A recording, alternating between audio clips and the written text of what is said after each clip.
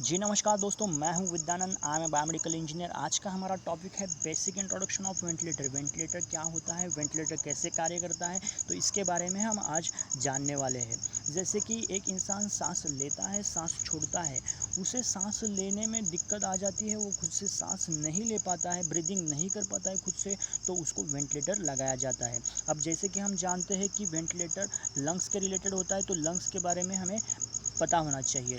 Lungs it is a internal body organ. Lungs एक internal part है body का।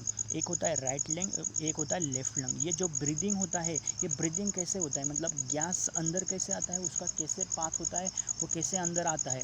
वो pharynx, larynx, trachea, bronchi, bronchioles, then alveoli, इस तरह से वो अंदर आएगा। तो ये इंस्पिरेशन कैसे होता है, इंस्पिरेशन जो कैसे होता है, जो लंग्स होते हैं उसके नीचे अटैच होते हैं आपका डायफ्राम। डायफ्राम का कॉन्ट्रैक्शन होने की वजह से जो ऊपर से चिपका होता है लंग्स को, एल्वियोलाइज को, उसके अंदर लंग्स में नेगेटिव प्रेशर क्रिएट होता है। किसकी वजह से? डायफ्राम नीचे आता है, कॉन्ट्रैक्ट होता है, उसकी वजह से नेगेटिव प्रेशर। नेगेटिव प्रेशर मतलब बाहर का जो एनवायरनमेंट का प्रेशर है उससे अंदर का प्रेशर कम हो जाता है, जिसकी वजह से बाहर की हवा अंदर आ जाती है, तो उसे कहते हैं इंस्पिरेशन। जब भी हम सांस लेते हैं उसे कहा जाता है इंस्पिरेशन। और ये एक्सपायरेशन कैसे होता है, मतलब सांस कैसी छोड़ी जाती है, डायफ्राम उसके ओरिजिनल पोजीशन में जाता है तो अंदर की हवा बाहर निकल जाती है, उसे कहते हैं एक्सपिरेशन। ये इंस्पिरेशन प्लस एक्सपिरेशन मतलब सांस लेना, सांस छोड़ना, दोनों को मिला के कहते हैं रेस्पिरेशन रेट। एक रेस्पिरेशन कहा जाता है उसे। ओके, अभी हमने ये देखा। इसके बाद हम देखते हैं कि इसको मशीन को, जो मशीन होता है वेंटिलेटर, इसको पेशेंट के ऊपर कैसे लगाया जाता है। वेंटिलेटर को पेशेंट के ऊपर दो तरीके से लगाया जाता है। एक होता है नॉन इन्वेजिव मेथड, दूसरा होता है invasive method. Non invasive method में कुछ नहीं, एक फेस मास्क होता है जो नोज़ और माउथ को कवर कर लेता है और उसको टाइट बांधा जाता है और उसमें से कोई एयर लीकेज नहीं होना चाहिए। और सेकंड जो होता है आपका इन्वेजिव ऑप्शन। इन्वेजिव ऑप्शन में क्या होता है, एंडोट्रैकियल इंट्यूबेशन किया जाता है, मतलब एक नली को अंदर छोड़ा जाता है जो लंग्स तक जाएगा आपके, तो वहाँ से आपका वेंटिलेशन होगा। ओके, तो ये आपका पार्ट हो गया लंग्स के रिलेटेड, कैसे मशीन को पेशेंट के ऊपर लगाते हैं। अभी ये छोटा सा डायग्राम है, इसमें हम देखते हैं कि ये एक वेंटिलेटर का पार्ट है न्यूमेटिक यूनिट। ये न्यूमेटिक यूनिट को एयर और ऑक्सीजन का सप्लाई दिया जाता है। ये मशीन को एयर और ऑक्सीजन का सप्लाई दिया जाता है। 2 to 6 बार का प्रेशर रहता है, डिज़ाइन के ऊपर ये प्रेशर रहेगा। इसको लगाने से पहले, एयर और ऑक्सीजन को मशीन को लगाने से पहले, अगर एयर फिल्टर ऑक्सीजन फिल्टर लगाते हैं तो मशीन की सेफ्टी बढ़ जाती है। कैसे? सपोज मान के चलो, अगर ऑक्सीजन और एयर में कुछ कचरा है या कुछ मॉइस्चर है, वो मशीन में जाने से पहले फ़िल्टर में जाएंगे और उसको अवॉइड करेंगे, जिसकी वजह से फ़िल्टर लगाना बेहद ज़रूरी है। न्यूमेटिक यूनिट से ये एयर ऑक्सीजन अंदर जाएगा। कहाँ पे जाएगा? ये एयर मॉड्यूल रहेगा, ऑक्सीजन मॉड्यूल रहेगा। ये मॉड्यूल्स क्या करेंगे, उसको प्रेशर जो है उसको रेगुलेट करेंगे। उसको रेगुलेट करके आगे जाएगा मिक्सचर में, मिक्सचर से आगे जाएगा वो इंस्पायरेटरी फ़िल्टर में। इंस्पायरेटरी फ़िल्टर से आगे जाते हुए वो अनवांटेड को अवॉइड करेगा, जो आपका इंस्पायरेटरी फ़िल्टर है। फिर उस ट्यूबिंग से जाएगा ह्यूमिडिफायर। ह्यूमिडिफायर क्या करेगा, जो आपकी ड्राई एरियर है, ये जो ये एयर है मिक्सचर ऑफ गैसेस है, उसमें थोड़ा सा मॉइस्चर ऐड करेगा, जिसकी वजह से आपका स्किन वगैरह जो है ड्राई नहीं होगा, जो पेशेंट का है।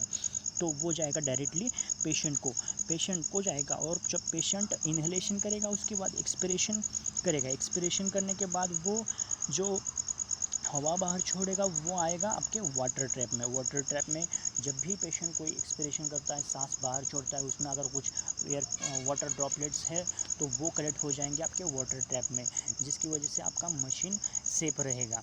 उसके बाद रहेगा आपका एक्सपिरेशन फ़िल्टर। जो भी आपका पेशेंट सपोज इन्फेक्टेड है तो इन्फेक्शन जो है वो अवॉइड हो जाएगा एक्सपायरेटरी फ़िल्टर से। फिर वो जाएगा मशीन में, जहाँ से आपका रहेगा फ्लो ट्रांसड्यूसर। फ्लो ट्रांसड्यूसर क्या करेगा, आपका जो पेशेंट ने बाहर सांस छोड़ी है तो उसको मेजर करेगा, और जो आपका ऊपर का डिस्प्ले यूनिट है, कंट्रोल यूनिट, वहाँ पे दिखाएगा। वहाँ पे कंट्रोल यूनिट जो है उसमें बहुत सारे कंट्रोल्स रहेंगे, सेटिंग्स रहेंगे, हम वहाँ से सेट करेंगे और वैसा ही डिलीवर होगा और वैसे ही उस पर डिस्प्ले पे दिखाएगा। अभी जानते हैं वेंटिलेटर की सेटिंग्स। वेंटिलेटर की सेटिंग्स क्या होती है, तो बेसिक सेटिंग्स के बारे में हम जानने वाले हैं। देखो, वेंटिलेटर के बेसिक सेटिंग से पहले उसका आता है वेंटिलेटर का मोड आता है। वेंटिलेटर के मोड के लिए हम अलग से वीडियो बनाएंगे। बहुत सारे मोड्स होते हैं उसमें, volume control, pressure control, SIMV, उसके लिए हम अलग से जाएंगे। सपोज मान के चलो वॉल्यूम कंट्रोल मिड है हमारा, तो उसमें सेटिंग्स क्या रहेंगी, FiO2, fraction of inspired oxygen. Fraction of inspired oxygen इसका सेटिंग रहेगा 21 से 100 तक। 21 से क्यों, क्योंकि ऑलरेडी एयर में 21% ऑक्सीजन रहता है, इसकी वजह से 21 से 100 तक इसका सेटिंग रहेगा। RR मतलब क्या, रेस्पिरेशन रेट। इसको कभी F से भी डिनोट किया जाता है। ब्रीदिंग रेट आपका मतलब सांस लेना छोड़ना, मतलब एक इंस्पिरेशन प्लस एक्सपिरेशन दोनों को मिला के एक रेस्पिरेशन कहा जाता है। जो नॉर्मल अडल्ट हेल्दी पर्सन रहता है उसका रहता है 12 से 18 बार वो सांस लेता है। PIP, peak inspiratory pressure. Peak inspiratory pressure मतलब मैक्सिमम आपका प्रेशर कितना जाएगा। टाइडल वॉल्यूम, टाइडल वॉल्यूम जो होता है वो टाइडल वॉल्यूम मतलब जब भी हम इंस्पिरेशन करते हैं, जब भी हम सांस लेते हैं तो अमाउंट ऑफ गैस कितना अंदर लेते हैं, जो उसका अमाउंट रहता है वो कितना अंदर लेते हैं, उसे कहते हैं टाइडल वॉल्यूम। ये टाइडल वॉल्यूम जो होता है उसको कैलकुलेट किया जाता है वेट हाइट के हिसाब से, उसको कैलकुलेट किया जाता है। कितना वेट है, कितना हाइट है, लंग्स की कंडीशन क्या है, उसके हिसाब से इसको कैलकुलेट किया जाता है। 7 ml से 12 ml पर kg के हिसाब से उसको कैलकुलेट किया जाता है। मान के चलो एक आदमी है, उसका वेट है 50 kg, 50 kg के लिए 500 ml टाइडल वॉल्यूम इस तरह से कैलकुलेट करते हैं। 10 ml पर kg मैंने ऐसा पकड़ा, ओके। तो बाद में सेटिंग आएगा आपका IE रेशो। IE रेशो मतलब क्या होता है, इंस्पिरेटरी एक्सपिरेटरी रेशो। जो इंस्पिरेटरी टाइम और एक्सपिरेटरी टाइम रहेगा, मतलब इंस्पिरेशन के लिए कितना टाइम और एक्सपिरेशन के लिए कितना टाइम, मतलब सांस जब लेता हूँ मैं तो उसके लिए कितना टाइम, जब भी सांस छोड़ता हूँ उसके लिए कितना टाइम, उसका ये रेशो रहेगा। PEEP, positive end expiratory pressure. Positive end expiratory pressure मतलब ये बहुत इंपॉर्टेंट होता है।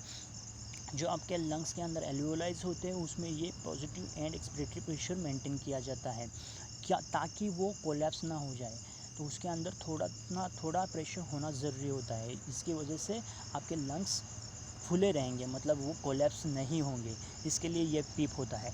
तो ये हो गया हमारा बेसिक इंट्रोडक्शन ऑफ वेंटिलेटर। तो आगे जाके हम डिस्कस करेंगे modes of ventilator and settings of ventilator detail में। आज के लिए इतना ही। Thank you.